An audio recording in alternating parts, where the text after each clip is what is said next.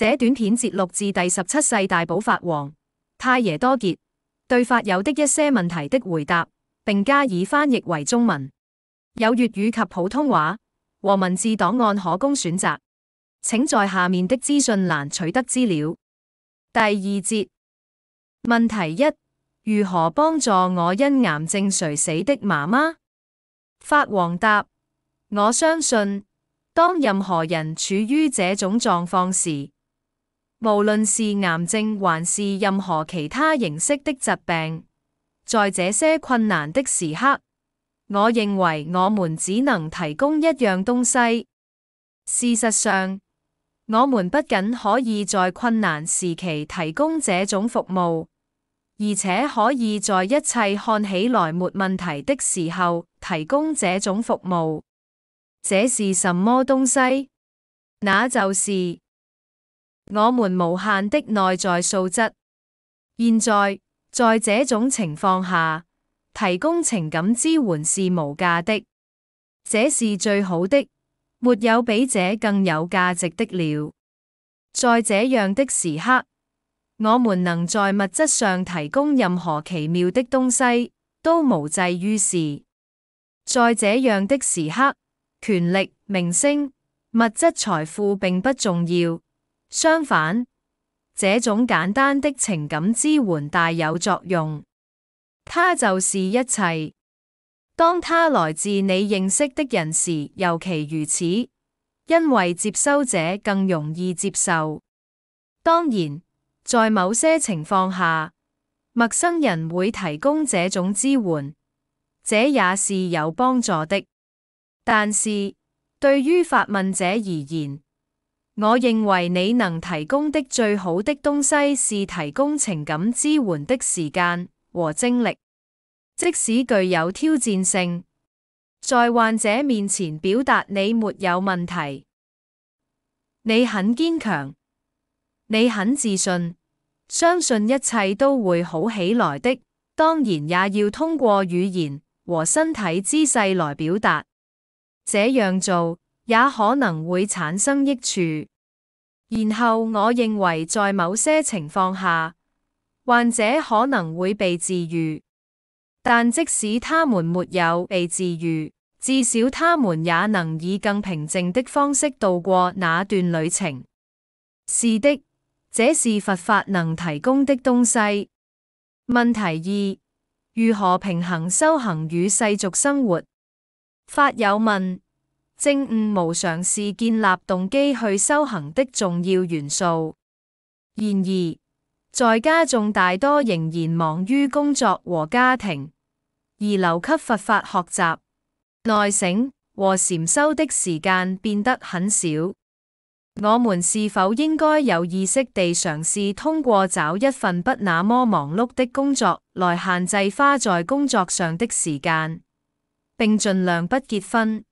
因為這將增加對家庭的責任，這樣我們就有時間修行。我覺得修行非常重要，但如果我們繼續生存，麵包和黃油、家人和朋友也很重要。當今時代不允許我們像密勒日巴一樣如此極端，以至於僅靠尋麻生存。關於如何平衡修行和世俗生活，你對我們這些在家中有什麼建議？法王答：首先，我們必須意識到修行的價值。我認為提出這個問題的人，似乎明白它的價值。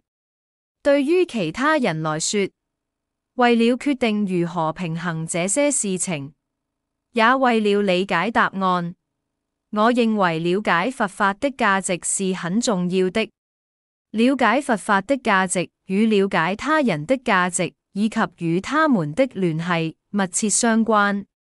現在，這個人問到家庭，這與佛法直接相關。因此，將家庭時間和修行時間分開，比乍看起來要複雜一些。首先，一個人必須真正理解佛法的價值和意義。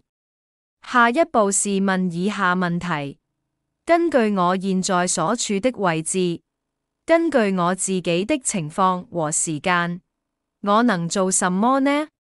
這個問題是關於管理時間的，所以我們可能會再次問自己：我能應付什麼呢？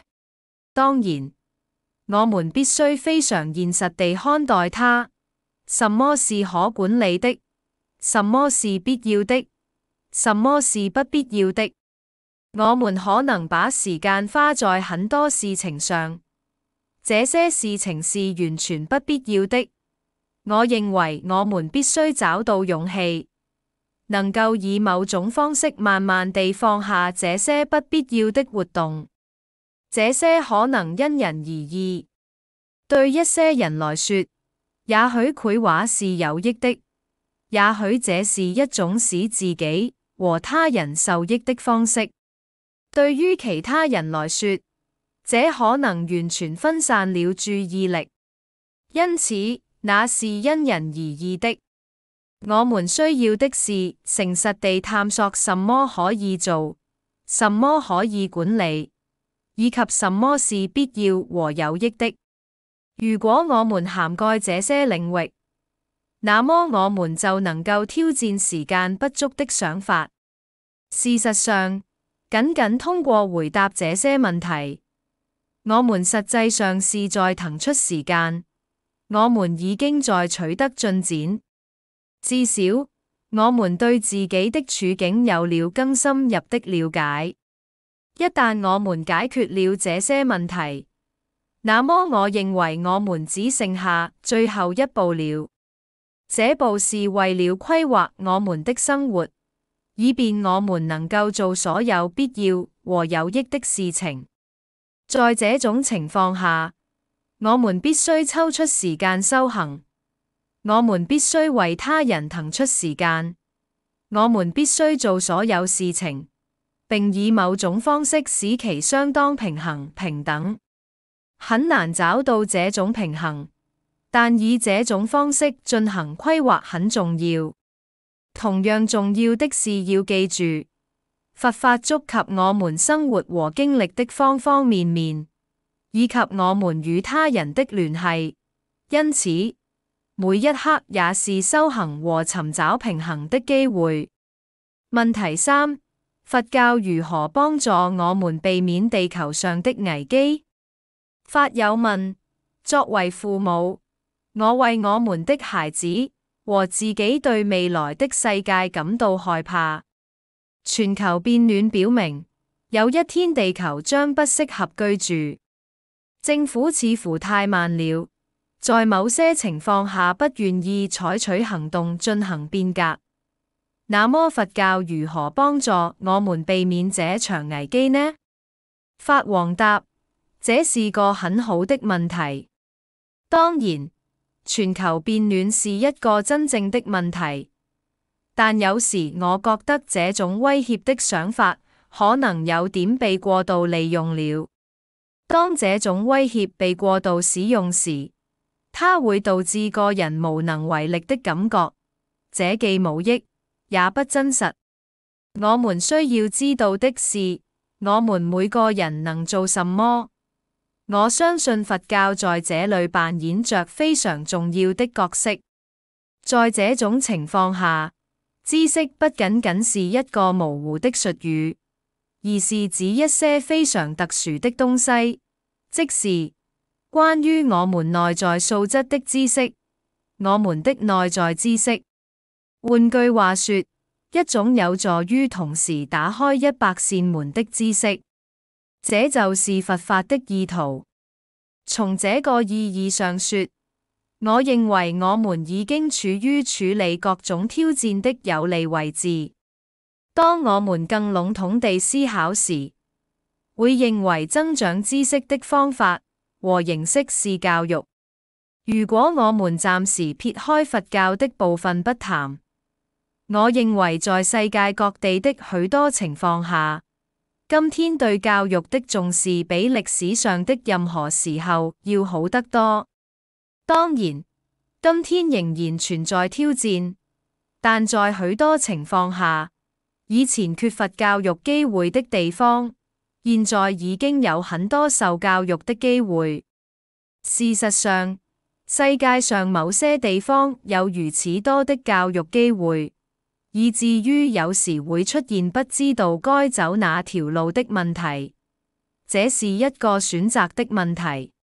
由於知識是應對全球變暖和其他挑戰所必須的，我相信教育為培養這些知識和潛力提供了一個非常好的平台。從佛教的角度來看，教育，我稱之為內在財富，我們所有人都擁有的畢生的素質。我在第一個回答中已經提到過，即是關於培養已經存在的知識和素質。沒有人必須教我們，沒有人需要睜開我們的眼睛，或讓我們接觸一些東西。不知何故，這些素質自然而然地存在，例如善良、慷慨、理解。這些甚至可以說是最基本的素質。這些是我認為我們需要挖掘的東西。我認為這是佛教所能提供的關鍵。自從我們歷史上的釋迦牟尼佛傳授佛法以來，這些是他的第一句話，也或多或少是他的遺言。從那時起，我們千百年來一直在修持的佛法，一直都是關於培養我們的內在素質。任何明白這一點的人，都過着令人驚嘆、非凡的生活。無論他們接觸過誰，遇到什麼人，與誰交談，總會產生利益。一個很好的例子是密勒日巴。如果我們只看他的人生故事，我們就會發現，無論他遇到誰，無論背景如何，在那次會面之後，不知何故，即使是簡單的意外，也總是有好處的。所以我認為，在克服全球挑戰方面，佛教可以提供很多東西。平台已經存在。培養我們內在財富的方法已經存在，因此我們需要做的就是採取行動。但是怎麼做呢？此時此刻此空間存在着一個機會，這一刻對我們來說是宇宙的中心，不是別的地方。所以此時此刻，我們已經可以開始做一些事情了。換句話說，佛法為我們提供了重要的知識和理解，讓我們知道我們每個人在任何情況下能做些什麼。因此，在某種程度上沒有必要感到無助或絕望，因為我們每個人都可以做很多事情。在這種情況下，幸運的是，我們幾乎不需要移動任何肌肉就能取得如此多的成就。